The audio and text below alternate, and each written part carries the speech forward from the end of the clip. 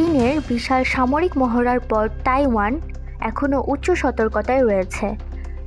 বুধবার তাইওয়ানের চারপাশে ব্যাপক যুদ্ধ মহড়া চালানোর পর চীনা যুদ্ধজাহাজগুলো ধীরে ধীরে পিছু হটতে শুরু করেছে। জাস্টিস মিশন 2025 নামের এই মহড়ায় চীন কয়েক ডজন রকেট নিক্ষেপ করে এবং বিপুল সংখ্যক যুদ্ধজাহাজ ও সামরিক বিমান মোতায়েন করে। তাইওয়ান এই মহড়াকে আঞ্চলিক নিরাপত্তার জন্য হুমকি ও স্পষ্ট উস্কানি বলে আখ্যা দিয়েছে। তাইওয়ানের প্রতিরক্ষা মন্ত্রণালয় জানিয়েছে, গত 24 ঘন্টায় 77টি চীনা সামরিক বিমান ও 25টি নৌযান দ্বীপটির চারপাশে তৎপর ছিল, যার মধ্যে 35টি বিমান তাইওয়ান প্রণালীর মধ্যরেখা অতিক্রম করেছে।